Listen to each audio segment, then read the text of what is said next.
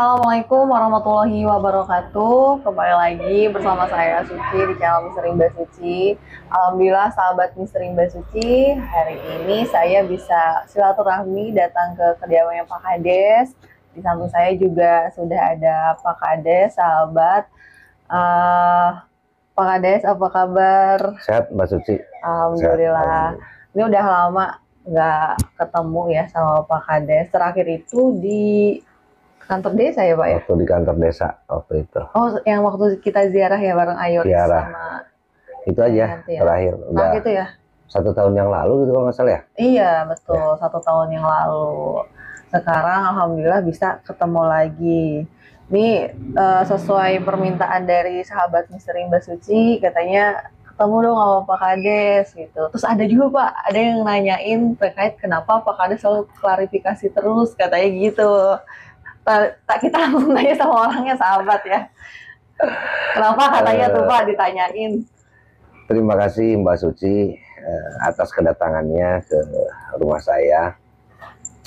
Dan terima kasih juga sahabat Mbak Suci, semoga sehat selalu semuanya dan mudah-mudahan kasus yang kita kawal ini semoga Allah secepatnya membukakan siapa yang menjadi pelaku dari pembunuhan warga kami sekaligus saudara kami juga. Jadi ada yang itu di komen di channel saya juga banyak Mbak Suci yang bilang bahwa wah klarifikasi terus katanya channel Kades ini. Jadi saya klarifikasi di sana bukan untuk mematahkan keterangan dari orang. Tapi yang jelas saya menjelaskan fakta di lapangan yang sebenarnya seperti apa. Itu yang saya tahu. Jadi jangan orang itu baru bilang katanya gitu, nah katanya terus oleh channel YouTube yang lain diyakinkan seolah-olah bahwa keterangan si A ini betul adanya gitu kan. Jadi saya klarifikasi terus tuh ketika hal-hal yang memang tidak sesuai dengan fakta yang di lapangan.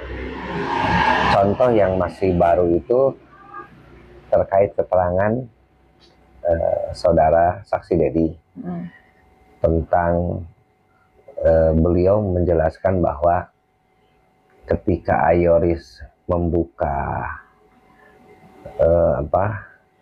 kunci Alphard itu sambil memegang HP dan mungkin ada remote juga gitu. Mungkin kan berbarengan, kita kan tidak tahu. Dan saudara Dedi pun hanya menjelaskannya ya mungkin kan gitu. Jadi beliau pun tidak 100% tahu bahwa membuka kunci itu lewat HP. Dan kalau toh memang betul kunci Alphard itu lewat HP, ada aplikasi khusus Mbak. Jadi ternyata tidak semua mobil Alphard bisa pakai HP, jadi kuncinya pun ada khusus. Beli yang disesuaikan dengan aplikasi yang di dalam HP. Kemudian dijelaskanlah di dalam channel, salah satu channel, bahwa memang salah satu mobil itu bisa dibuka kunci oleh HP. Jadi kan orang seolah-olah menjurus kecurigaan ke sana. Padahal ketika mobil itu mau bisa dibuka kuncinya dengan HP, berarti harus ada yang dibeli aplikasi disesuaikan dengan alarm mobil tersebut. Nah itulah banyak beberapa kejadian yang keterangan saksi agak betul gitu, tapi seolah-olah dijuruskan supaya keterangan itu benar adanya dan diyakinkan. Makanya saya klarifikasi lagi supaya beritanya berimbang, tidak menjurus ke A, tidak menjurus ke B. Makanya saya mah Mbak nggak peduli mau dibilang channel klarifikasi atau apa, yang jelas saya jelaskan itu sesuai dengan fakta di lapangan. Begitu. Jadi ceritanya, intinya meluruskan lah ya. Diluruskan itu. Nah, itu sahabat misteri Mbak Suci ya. Kemarin ada yang menanyakan itu Pak Kades channel klarifikasi katanya gitu. Sekarang kita udah langsung tanya ke yang bersangkutan gitu. Banyak ke saya juga gitu. Di kolom komentar ya Pak ya? Iya, di kolom komentar banyak. Nah, terus Pak, di awal kasus kan banyak ya Pak di media dan netizen juga ya yang menyoroti dan bahkan mencurigai Pak Yosep serta Bu Mimin. Nah, ini menurut Bapak apa penyebabnya Pak? Penyebabnya itu yang saya tahu dan ini mungkin karena ada temuan di TKP terkait dengan tidak dirusaknya pintu rumah gitu, tidak ada yang dirusak lah. Nah, makanya kecurigaan di sanalah dari keterangan-keterangan penemuan atau keterangan-keterangan olah TKP dari kepolisian, kemudian dijelaskan oleh pihak kepolisian pada waktu itu, akhirnya orang menyimpulkan gitu, menyimpulkan dengan mudahnya bahwa oh ini pastilah, dan wajar saja ketika orang curiga ke sana, mungkin karena Bu Mimin itu istri muda dan Pak Yosep ini adalah orang terdekat, jadi wajar pada waktu itu orang seperti itu. Jadi menaruh curiga ke Pak Yosep. Oh iya, wajar karena memang posisinya mereka berdua itu adalah orang yang terdekat. Kecuali kalau barang ada yang hilang, kemudian rumahnya dirusak, nah, baru kan kecurigaan ke sana perampokan awalnya. Itu aja, simple, nggak ada yang lain, hanya itu saja mungkin ya. Itu kecurigaannya. Oke Pak, waktu itu kan Pak Kades kan sempat mendampingi Ayoris dan Danu ya Pak, di awal hingga mencuat kubu A dan kubu B ya Pak ya. Pada saat itu, apakah di saat itu tidak ada niat untuk satukan mereka Pak? Justru dalam perjalanan ketika saya mendampingi mereka gitu, akhirnya seperti ada letupan kecil antara kedua keluarga, kubu. Nah, saya waktu itu punya pemikiran, kalau ini terus seperti ini akan menjadi perpecahan kedua keluarga. Makanya ketika saya berusaha untuk untuk mendampingi Yoris dan Danu di tengah perjalanan, akhirnya saya berpikir bagaimana caranya supaya mereka bersatu.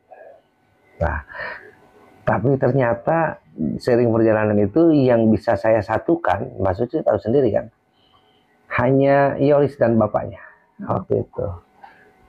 Pihak keluarga saya, pihak keluarga kami sulit untuk menyatu. Karena masih ada hal-hal yang sulit untuk dijelaskan ke depan publik. Nah, saya pun sampai sekarang masih berpikiran, Mbak, bagaimana caranya kedua keluarga ini, antara keluarga kami, keluarga besar almarhum Bapak Urip, dengan keluarga Bapak Yosep ini bisa kembali menjadi satu, agar mudah untuk pengungkapan kasus ini.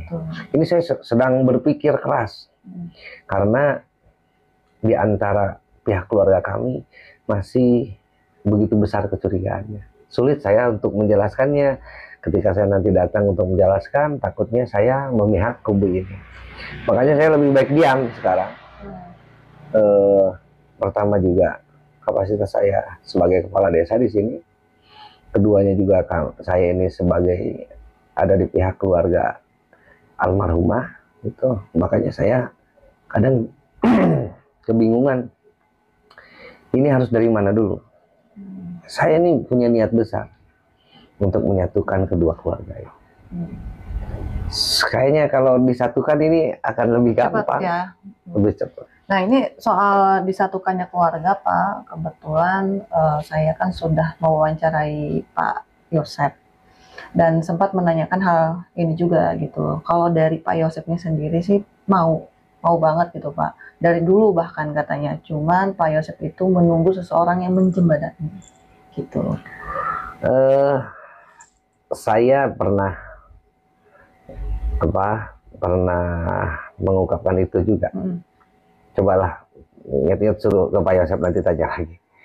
Mengungkapkan itu, cuma saya ini harus ngambil dari mana dulu gitu loh ceritanya, kan biar enak gitu. Jadi jangan sampai saya datang akhirnya malah saya jadi bulan-bulanan keluarga sendiri.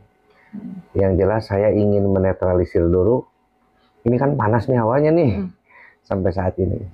Menetralisir bagaimana caranya supaya ini sudah adem, baru saya masuk sedikit-sedikit. Mudah-mudahan bisa bersatu, karena Yoris dengan Pak Yosep sudah kan gitu ya. Walaupun sekarang komunikasinya agak terputus, tapi yang jelas antara anak dan bapak udah saya satukan gitu. Itu perjuangan keras Mbak. Jangan dianggap itu mudah. Malah banyak netizen yang menyerang saya gitu. Padahal niatan saya hanya satu. Keluarga harus rukun. Itu aja. Oke, baik Pak. Kalau waktu itu kan di saat Ayoris dan Danu kan sudah ada PH, gitu, Pak. Kenapa Bapak saat itu justru akhirnya cenderung diam dan terkesan netral? Adakah pihak yang mengingatkan Bapak agar diam? Tidak ada. Waktu itu tidak ada pihak yang mengingatkan saya untuk diam. Yang jelas, saya sadar diri bahwa percikan di antara kedua keluarga ini semakin besar. Nanti kalau saya terus tidak bersikap netral gitu, seolah mendukung kubu ini akan menjadi percikannya makin besar. Sedangkan kan niat awal saya itu mempersatukan supaya gampang. Kalau sudah bersatu kan gampang. Ayo, ini tugas kalian di mana nih awalnya gitu. Kalau ingin tahu Mbak Suci, resiko yang saya ambil begitu besar ketika saya harus menyatukan Pak Yoris dengan Pak Yosep. Saya dikeluarkan dari grup keluarga. Dikeluarkan dari grup keluarga. Bayangkan. Sampai sekarang? Iya. Justru dengan seperti itu saya menjadi lebih dewasa dan saya tahu berarti ini butuh perjuangan yang begitu berat. Berat perjuangan untuk menyatukan Yoris dengan Pak Yosep. Jangan salah. Sampai sekarang saya nggak bisa masuk lagi ke grup keluarga. Nah, hal itulah yang sekarang menjadi pemikiran saya. Makanya saya tadi bilang harus dari mana dulu nih awalnya. Jangan sampai ujung-ujung nanti malah rame, jadi rame lagi. Biar enak. Nah, saya juga udah kebayang sih sebenarnya kalau ngobrol gitu dengan media gitu, Pak, ada rencana katanya untuk menyatukan keluarga biar gampang. Dalam otak saya ini sebenarnya udah ada, cuma saya juga bingungnya harus dari mana dulu, ngomongnya juga harus seperti apa, harus pelan-pelan ngomongnya. Karena memang keluarga kami ini masih panas, masih ya intinya masih mencurigai lah. Tapi kalau untuk ini Pak, komunikasi sehari-hari kayak biasanya gitu gimana Pak? Nah kalau sekarang komunikasi biasa. Saya dengan Wayeti biasa, dengan Waida biasa, dengan Walilis biasa. Tidak seperti waktu saya mencoba menyatukan Yoris. Itu datang saya, mereka menjauh. Sekarang saya biasa, malah saya datang ke rumah Wayeti gitu. Saya juga lihat Waida karena kan sakit-sakitan. Terus saya juga datang ke rumah Walilis, tapi tidak semesra dulu ya. Gitu, tidak semesra dulu. Jadi seolah ada jarak, Padahal insya Allah lah lewat Mbak Suci ini niatan dalam hati saya bersih. Saya ikhlas, hanya ingin keluarga kami dengan keluarga Pak Yosef baik-baik saja, itu saja. Niatan saya bersih, tidak ada hal-hal apa gitulah. Yang jelas saya punya keyakinan yang salah bakal ketahuan salah. Jadi tidak mungkin yang benar jadi salah. Itu mah tetaplah urusannya nanti Allah. Kita lihat aja nanti lah. Ya, Itu nunggu aja, waktu ya, nunggu Pak, ya. waktu. Ya sabarlah, walaupun ini sudah 3 tahun. Jangankan netizen ya, saya aja yang pihak keluarganya udah gregetan. Kadang harus gimana gitu, sampai warga saja, Pak Kades ini gimana, mau diungkap atau apa, atau tidak gitu. Tapi alhamdulillah lah, dengan banyak para YouTuber itu membantu kasus ini terus hidup, tidak sampai tenggelam. Bayangkan 3 tahun, jarang satu kasus 3 tahun bisa terus digali. Walaupun mungkin menurut kepolisian tingkat kesulitannya begitu tinggi ya, tapi saya yakin lah pasti terungkap pasti. Ya, okay. Gitu Mbak Suci, jadi biar nggak penasaran sahabat Mbak Sucinya. Silahkan Pak, kalau minum Pak. Minum dulu lah. Minum dulu, kopi dulu. Oke, kita lanjut pertanyaannya ya sahabat. Nah, hingga kini kan sudah masuk tahun ketiga Pak Kades dan masih berkutat pada pemeriksaan saksi-saksi di awal. Apakah Bapak tidak memiliki indikasi mengarah pada pelaku atau kisi-kisi yang bisa diberikan pada penyidik agar kasus segera terungkap itu Pak? Kalau kisi-kisi atau clue ya, pelaku saya mah blank. Artinya saya tidak tahu, karena saya bukan saksi yang langsung melihat, gitu ya. Banyak saksi yang melihat pun,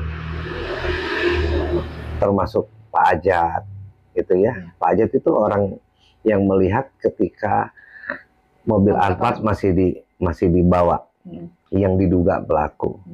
Kemudian sopir angkot, sama penumpangnya yang pernah saya wawancara. Nah itulah mereka yang tahu clue sebenarnya. Kalau saya itu hanya sebatas saksi yang setelah kejadian datang ke TKP dikasih tahu gitu, dikasih tahu bahwa ada awalnya perampokan kan, bukannya pembunuhan.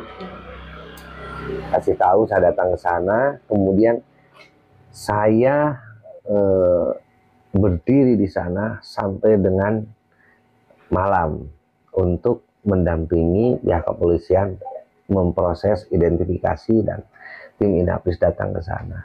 Itu jadi saya hanya tahu sebatas apa yang dilakukan oleh pihak kepolisian, apa yang ditemukan oleh pihak kepolisian di TKP dan oleh TKP kepolisian.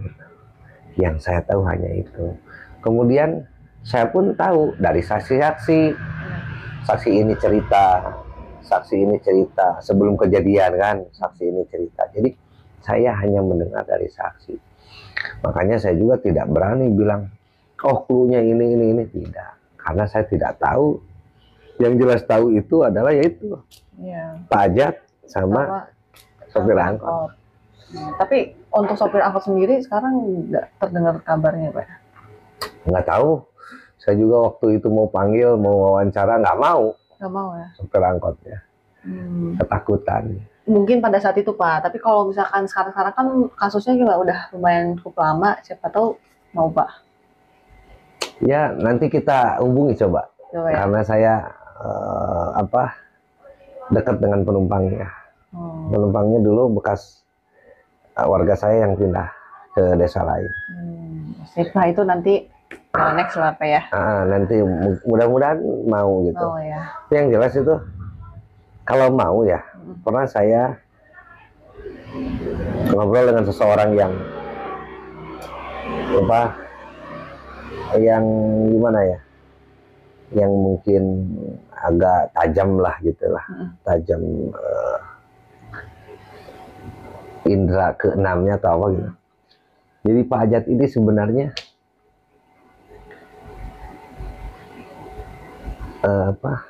melihat banget. Jadi melihat gitu, melihat orangnya, yang nyupirnya gitu ya? Yang nyupirnya. Tapi mungkin Pak Ajat lupa, Dan waktu itu juga tidak, kan nggak tahu bahwa orang itu udah ngebunuh kan. Iya. Dia yakin, katanya Pak Hajat nih yang ngelihat jelas. Ya, makanya timbul sketsa itu. Jadi sketsa itu polisi bukan main-main, hati-hati. Jangan, bukan ngegambar enak aja. Itu hasil dari keterangan, mungkin dari keterangan Pak Hajat digabungkan dengan keterangan dari yang sopir angkot. Oke, Pak. Nah, ini terakhir nih ya, Pak. Harapan Bapak terkait penanganan kasus Rajapati di Ciseti dalam waktu kedepannya gimana, Pak? Saya berharap polisi bisa lebih lebih intens lagi untuk pemeriksaan saksi-saksi yang sudah waktu itu diperiksa. Dan kemarin juga saya dengar ada pemeriksaan saksi lagi, apalagi saksi yang awal datang ke TKP. Mudah-mudahan dari beberapa keterangan saksi ini, walaupun sudah 3 tahun, kadang kan kalau udah tua suka lupa, tapi ada data di berita acara yang pertama, nanti dikelompokkan, diingatkan lagi kan ya. Dengan intensnya ini, saya yakin dan saya berharap polisian bisa sepatnya tahun 2023 ini bisa mengungkap. Saya juga berharap dan saya ucapkan terima kasih kepada pihak Polda Jabar yang begitu gigih untuk mengungkap kasus ini. Dan saya pun ucapkan terima kasih kepada para saksi yang tidak ada capeknya mereka meluangkan waktu untuk memberikan kesaksian, keterangan kepada pihak kepolisian. Itu penghargaan yang cukup besar bagi keluarga kami. Dan pada waktu itu juga kenapa saya bekalan saksi, ada yang 50.000, ada yang 100.000, karena mereka itu meninggalkan pekerjaannya. Mereka ada yang buruh harian lepas. Ketika mereka meninggalkan pekerjaannya, kalau buruh harian lepas, berarti nggak akan dapat uang. Betul. Seharian diperiksa, kan kasihan. Ayo dipremi, kades menyuap saksi. Ya Allah. Jadi sebenarnya dilematis. Ketika saya membiarkan mereka begitu saja tanpa diperhatikan, tanpa diantar oleh mobil desa. Pertama, yang meninggal itu adalah warga saya. Kedua adalah saudara saya. Ketiga, saksi yang diperiksa itu adalah warga saya. Masa saya sebagai kepala desa tidak ada perhatian sama sekali? Itu ceritanya. Nah, itulah. Baik, Pak. Oke, terima kasih Pak Kades. Ini sahabat Misteri Mbak Suci. Karena Pak Kades juga lagi lumayan sibuk banget ya Pak. Ini habis acara ya Pak di Polres ya Pak. Terus saya todong Pak Kades. Pak Kades, kita wawancara dulu gitu. Kebetulan saya lagi ada di Subang sahabat. Oke, mungkin cukup ya. Nanti next itu ya Pak, supir angkot. Ya, kita coba. Mudah-mudahan ya. Oke sahabat. Mudah-mudahan mau. Nah Pak, terakhir nih Pak. Tempo hari kan ada isunya Bapak mau dipanggil ke Polda. Ya, sampai sekarang belum? Belum, tapi Bapak siap ya? Saya menunggu banget. Oh, nunggu banget. Nah, ini buat mungkin pihak penyidik dari Polda Jabar yang menonton video saya ini, Pak Kades siap banget Pak, katanya diperiksa Pak. Saya menunggu dan saya akan menjelaskan apa yang saya tahu sesuai dengan fakta yang di lapangan yang ada setelah terjadinya pembunuhannya. Siap, baik Pak. Oke sahabat Misteri Mbak Suci ya, ini Pak Kades ada telepon sahabat, mungkin cukup dulu ya. Terima kasih banyak, saya Suci dan Pak Kades pamit undur diri. Wabillahi taufiq wal hidayah. Wassalamualaikum warahmatullahi wabarakatuh. Waalaikumsalam. Ya.